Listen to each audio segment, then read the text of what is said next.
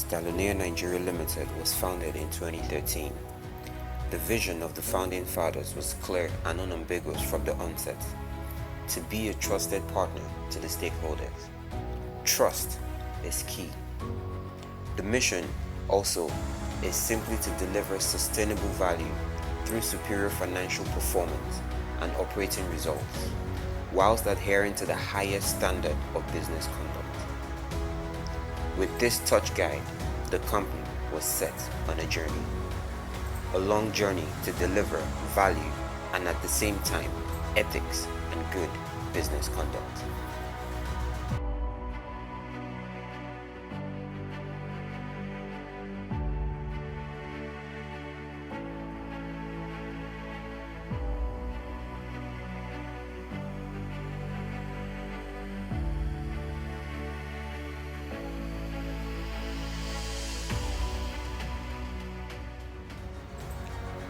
The team comprises of banking professionals combined with the complementary skills of oil and gas veterans.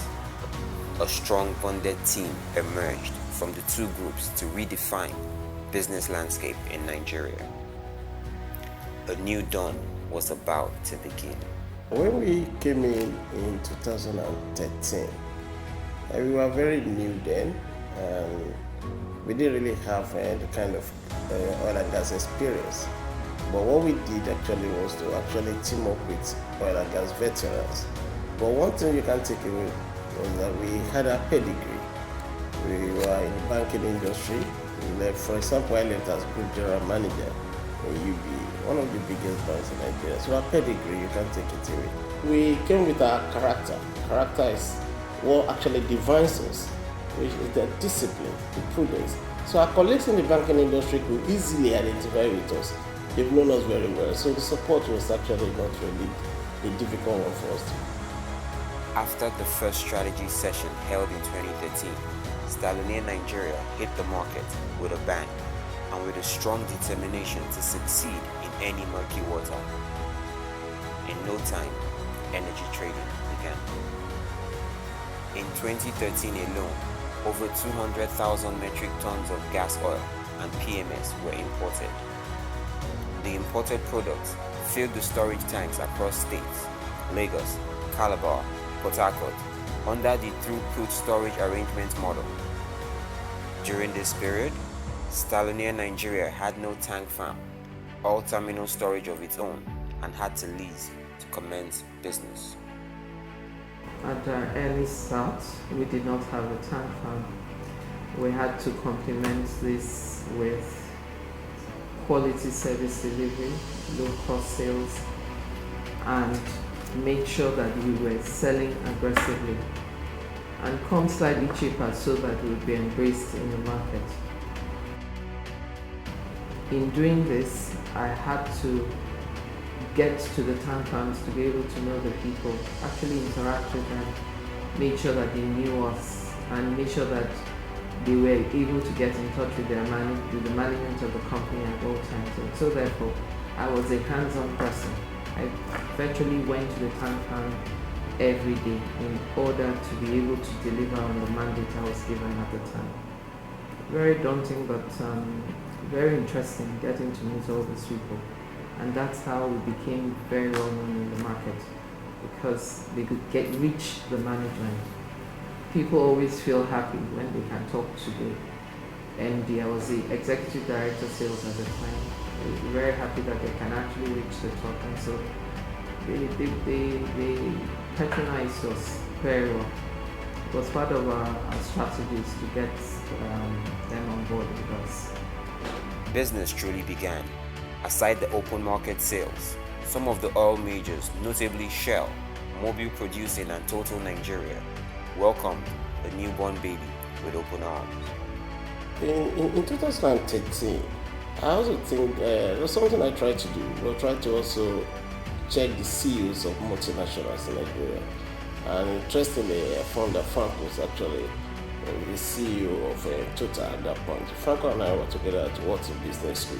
So that made it very easy for me. So I visited him and he reopened the entire Total to us. The young company began to enjoy strong goodwill earlier invested from fellow bankers, friends, and investors. A great future beckons on the newborn, Stalonair, Nigeria. The company operated at that time predominantly as an oil and gas company, with great emphasis on the downstream sector of the economy. In no time, the need for infrastructure building became apparent and urgent too for strategic business reasons, and the need to cut down on storage costs. The implication is that over 3 to 4 billion naira will be required to fund the storage project. To solve the problem of capital raising for business infrastructure, SG Holdings came into being. SG Holdings was set up as a proprietary investment company with a firm belief in the opportunities that Africa offers. SG Holdings Limited was quickly structured to become the group, hence providing treasury, finance, capital raising, human capital development, and risk management services for the entire group of businesses. SG Holdings is a proprietary investment company. Its core or cardinal goal is look for funds, get it out, quality capital, and use it to finance sizable investment opportunities at all, and then nurture the business to maturity. And it has really helped us because we used to have very high and expensive local funds. We refinanced them, then diluted it with offshore funds, and so far it's been exciting for us. And that has really helped us because we really financed huge infrastructure in the group. The member company's shares were taken over by SG Holdings in a dramatic fashion to provide leadership as the parent body. A new dawn began to emerge. Its primary responsibilities are to identify business opportunities beyond the oil and gas industry, incubate these businesses, and nurture them to maturity with strong revenue potentials and acceptable risk criteria.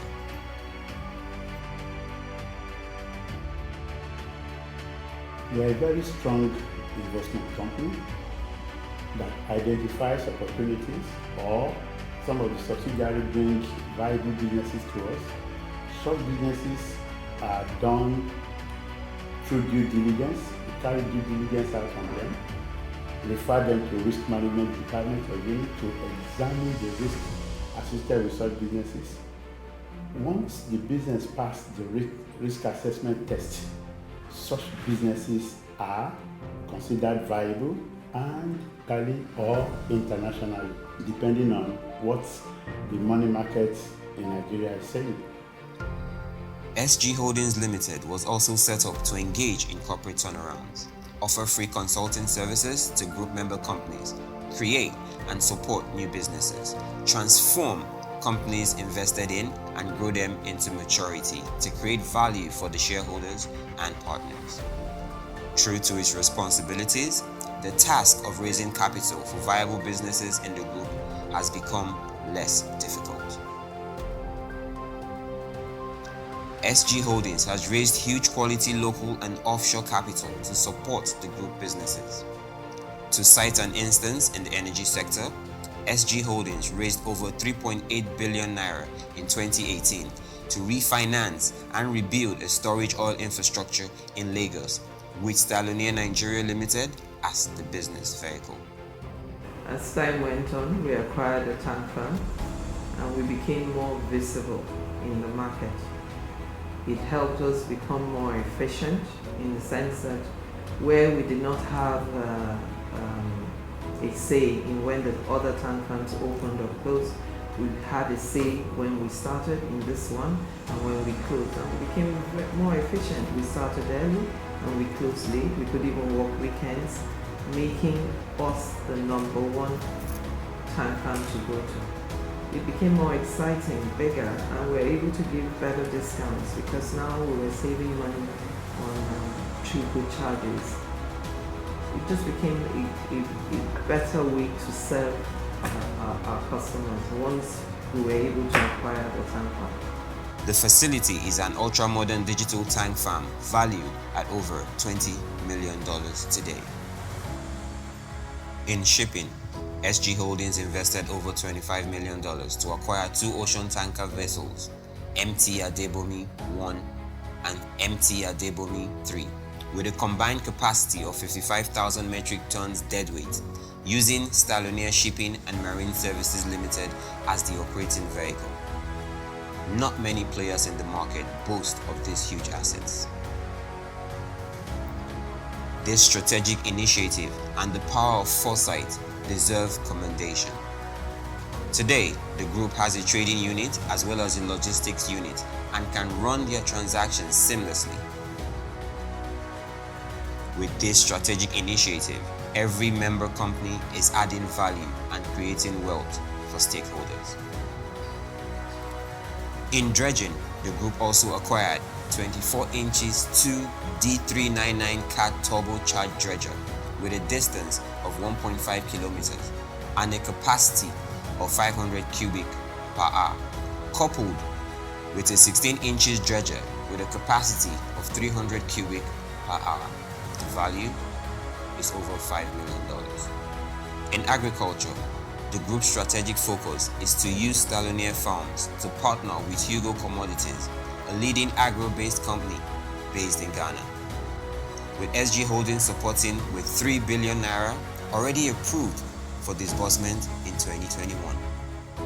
Interestingly, the contract has been signed by the parties and the invested capital will be guaranteed by the Bank of Africa, Ghana, and with returns of capital, ROC of not below 15%. In the housing sector, the strategic business model is to work with private and public institutions of higher learning for providing accommodations for students, using Stalonia infrastructure as the running vehicle. With the signing of the agreement with the strategic partners, over 1,000 rooms will be completed in 2021 into 2022 financial year. In the midst of a great deal of fanfare spun by the well-positioning of the group's businesses as well as its business initiatives, a disaster of monumental proportions struck on March 8, 2019. It was a calamity at all levels. Lives and properties were lost in a swoop. In one ugly night, the multi-billion naira facility came down. Over 10 staff were injured and lying helpless in various hospitals. The sun actually set in. March 8th, 2019, that was a very sad day for me personally. Would not be a day I would like to discuss really about my way, because it's a day where we saw our colleagues, our friends battling to live. The task of ensuring no lives was lost and at the same time rebuilding the epicenter facility of the company became daunting. All was crashing and at a fast pace too. All through the night of March the 8th and 9th, no board member slept a wink. The company was more concerned about saving the lives at stake at that moment. The GED operations, a brother of the GMD CEO, Mr. Samuel Omideji, was also involved and was fighting to leave. So when the call came, I said, hey, what's happening? And they told me that they had fires at the depot. And I said, okay, where are the guys? What's the problem? They said, no, they've taken them to Navy Hospital. Then I called Mrs. Judith. And thank God, she hadn't gone to bed too. And from there we moved to Navy Hospital. From Navy we were moving from one hospital to the other, carrying them. Eventually we got to Reddington and we were able to get them admitted. It was a very sad day. Walking out of my house that night, because he said he would be at the front of the house anyway. Walking out of my house that night, I honestly prayed to God that it was a joke. And once I got out of the door, I saw his car. I knew at that time that it wasn't a joke. And we started going. I started going with him towards the town farm to ascertain what had happened. On reaching there, we saw that indeed there were, there was casualty. We had to be going to the different hospitals in order to be able to have these people situated and they'll be attended to. Luckily for us, Reddington came very handy. We were able to take at least 4 of them. And they were very kind that night. It was a relief to actually see them being taken care of. The injured staff were divided into 2 groups. The first group was immediately moved to Reddington Hospital in Victoria Island that same night to avoid any delay, while the second group was moved to Critical Center Unit, Lawsuit Private Specialist Wing. Everyone was rattled. The call was put through to me, and I called the medical director and said, wanted to find out exactly what was happening. Because they are burn patients and we didn't know the severity of the burn. So we brought them in and we brought some of the directors to come over here. At that point in time, we didn't know who was the director or no. But I know Mr.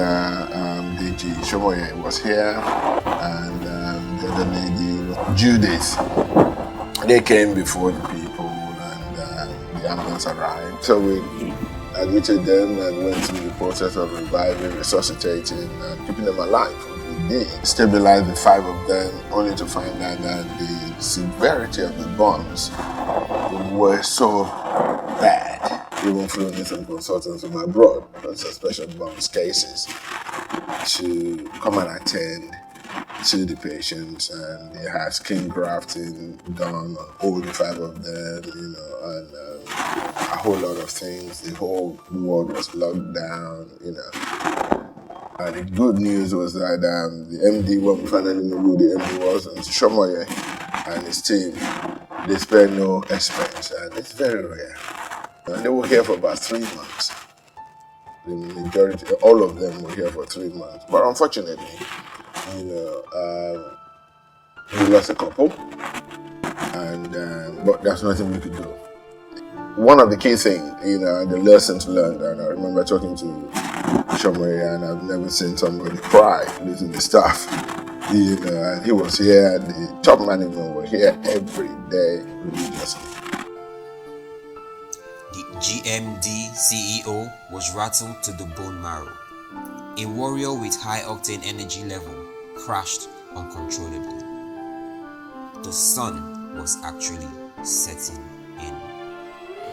I needed to meet with the hospital management to let them know that it's no issue of money. Whatever it will cost us, we will bear it. We want them to leave. Advanced medical equipment were imported to augment what the hospital had. Physicians were flown in from outside the country to support our local medical experts. People must not die. We threw everything into it. But to God be the glory, as His way of doing things. And I tell you, it was a devastating event for us. It set us back. In the first 2 to 3 weeks, things were moving well. Hope was rising until the last day of the 3rd week of the incident, when the voice of death called out with rage. As the company was battling to see lives saved, more deaths kept calling, one by one, till God took control and saved the rest. I used to think a strong guy. My father used to tell me, meaning that you face serious battle. That's where you know you are not a man. So I used to think with this high octane energy level, nothing will shake me. I was actually shattered. Actually, when I talk about it, it's a little bit emotional because I lost very dear colleagues in that fire. We were suffering from it. The money spent to renovate the tank farm. It was a terrible, terrible setback. The lives lost, their families, trying to take care of them, the compensation. So many things that I never believed that we would be able to survive as a company. We will continue to remember them. They did play their roles and they supported our collective vision. We were together, and the youngsters So I think this company will continue to be indebted to them. And that is why in debt, we had to show our loyalty and fidelity to all of them. And also thank God we have some of them that also survived. Because we spent so much money. We spent so much, but to us, we would have loved to keep all of them alive. A very sad event, honestly. Aside the humongous medical bill, the cost of compensation to the deceased families had to be footed. The cost of education of the deceased children, 15 in total, also had to be addressed and met. After the burial of our colleagues, we needed to pay a compensation to the families and also ensure that we continue to show our fidelity to them. The first thing that came to our mind was that we've never had this kind of regular experience, so we needed consultants, we needed human resource management experts to guide us. So we were guided and we came out with what we should pay. We said, no, we do more than that, which we did. Then we came back again and said, come on, what about children education? They told us, no, compensation are covered. I said, no, compensation will cover it. For us, it was a test of our fidelity to this young man that left for work and never returned. And that was the least we could do for them. And I remember very well the operations controller of the Department of Petroleum Resources was shocked when he heard that in addition to the compensation we paid, we also took responsibility for the children education. And I told him we had to. The company, in addition to paying off compensation, also commenced on the completion of a 3-story gigantic building project owned by late Samuel Omidiji, so that it will not lie desolate. The project is currently ongoing and will be completed in the first quarter of 2021, after which it will be handed over to the family. What other way to test the fidelity of the company to its people than this? The next task was to rebuild the epicenter facility projected at the estimated cost of 900 million naira or more. Resources were assembled, partly from the insurance and the rest from the company's pocket. A crack technical consulting team led by engineer Barry Esimone and engineer John Kende delivered the project. We handle the project management for the rehabilitation and upgrade of Stalinite facility because of the accident, the recent accident in the facility. To bring back the facility to full operation, we insisted, according to DPR guidelines, that best practice is adopted. And so API 650 was used for the rebuilding of the plant and C5 was used for the rehabilitation of the existing facility and the upgrade services. So the plant that stands now is a world-class facility, meeting all the requirements of API and can compete with the facility anywhere in the world. At the last count, over 1 billion naira had sunk in. To the glory of God, the facility is now ready for recommissioning. A world-class facility is now waiting for immediate takeoff with the DPR recertification. The LPG plant will soon take off from the same site. The company, with the support of a leading engineering consulting company, assembled a new crack team of experienced engineers across the Federation to run the facility. A leadership and learning academy center was also set up with strong faculty members to make learning process smooth. At SG Holdings, we focus mainly on talent management because we understand that bringing in the right people, would help the organization grow to achieve the heights it wants to get to. As we all know, we're in a very complex business world with cutthroat competition. Physical cash or capital is no longer adequate to keep the leading edge. Focusing on talent management is the way.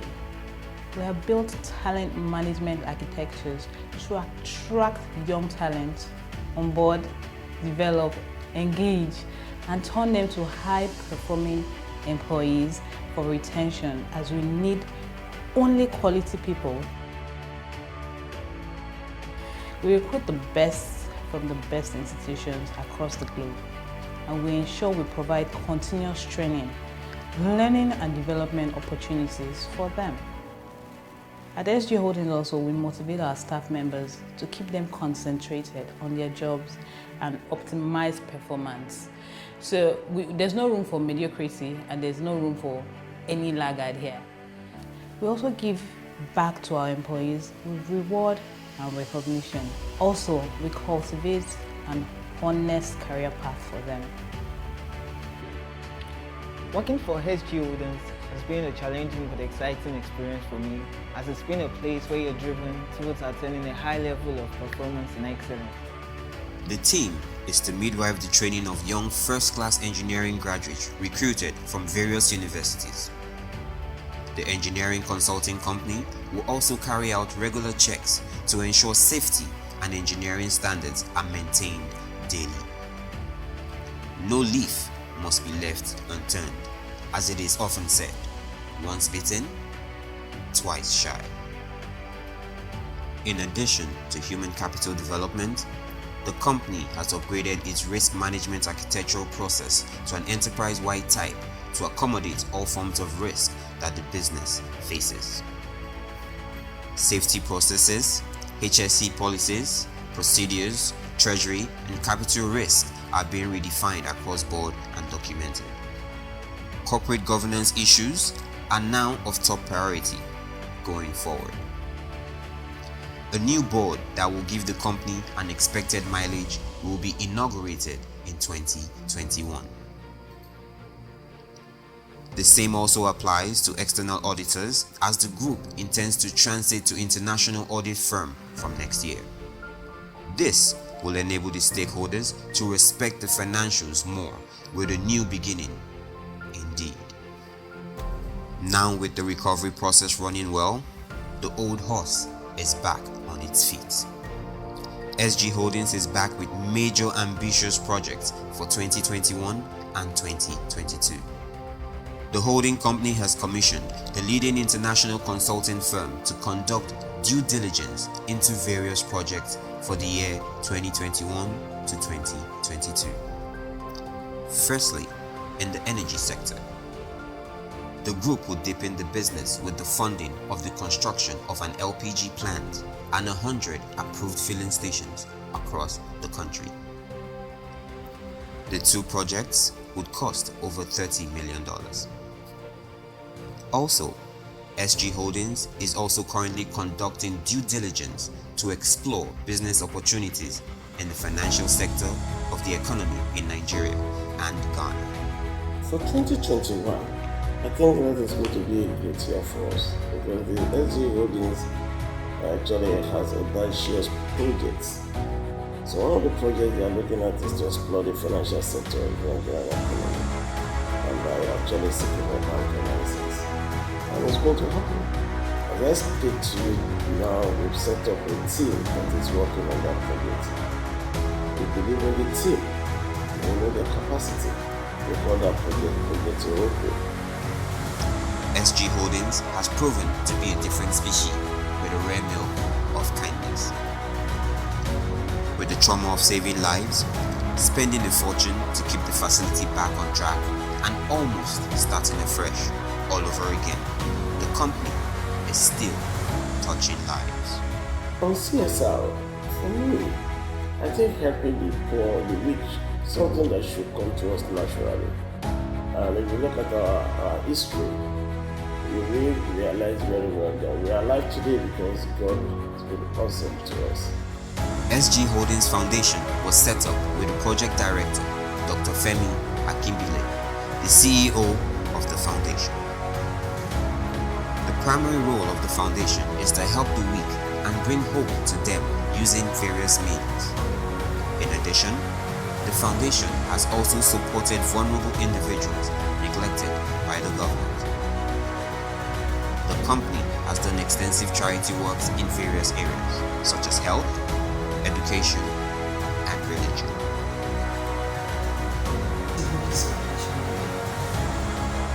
first corporate social responsibilities for SG Holdings Nigeria Limited.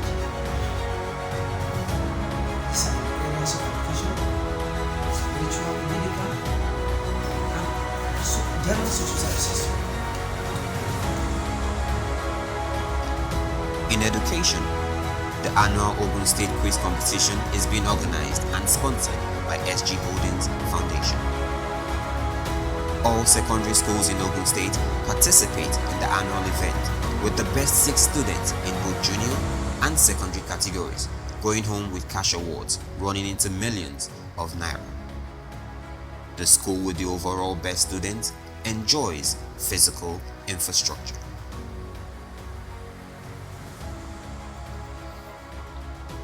In health, over 200 people participated in the medical expedition held in Ogun State, as many indigents suffering from hernia and other ailments were treated free of charge.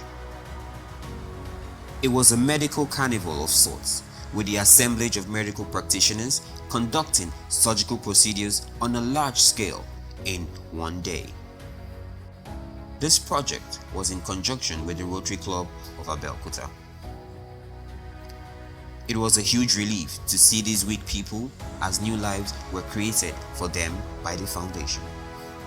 Mẹ́rin tí mo ti para general, mo ṣe fúnpá, mo ṣe gbogbo ẹ̀, so mo yẹ tọ̀wò, ẹ̀jẹ̀ náà gbogbo ẹ̀ la ṣe, so wọ́n ní kí n wá san 35,500, so owó yẹn náà là ń wá títí program yìí fi jáde.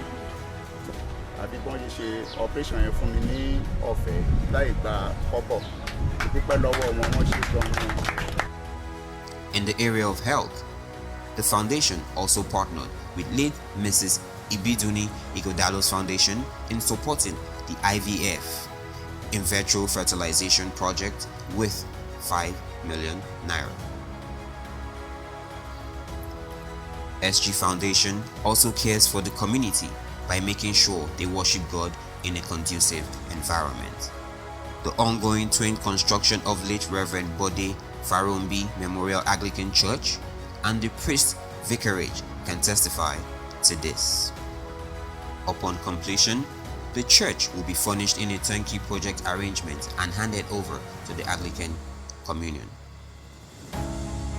The foundation laying ceremony was conducted recently, and the construction has commenced. By the grace of God, the project shall be delivered next year. During the COVID-19 pandemic, SG Holdings Foundation also stretched out its helping hands to hospitals. Medical supplies were distributed and made available to LASUT management to help treat COVID-19 patients.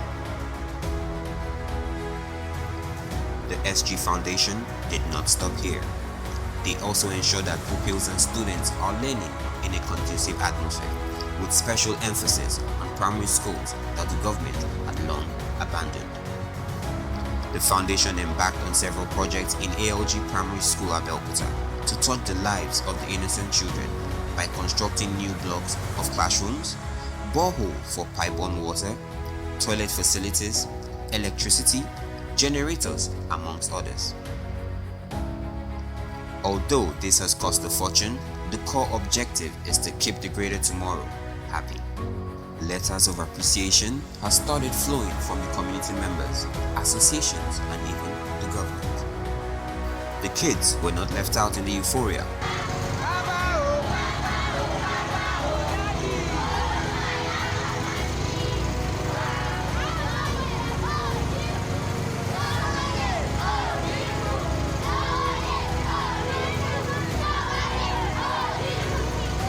Sang a specially composed song to thank SG Holdings Foundation for changing their academic lives, and the GMD CEO, Mr. Deji Shomoye, who spotted their not conducive learning conditions and directed SG Holdings Foundation to address it as a matter of utmost urgency. The story of SG Holdings is a unique one that could confound any research analyst on corporate performance and crisis management. To have survived the calamity and still remain strong as a company, with no bad loans with banks or income chasing, beats everyone's imagination. The reserves built over the years came in handy during the crisis. The business contingency management process also helped. The resilience of the people and a can-do spirit made the institution different. When you look at our history, we know what we've gone through. And for us to remain strong and vibrant as an organization, in spite of what we went through, it will be good. The company is now back, stronger, very rugged, and solid to face the new year with excitement. The new staff are all united to lift the banner from where the old soldiers left it. The company will also continue to remember the fallen heroes that have joined the saints and rested from their labor. Looking forward to 2021 with excitement. SG Holdings, a new beginning.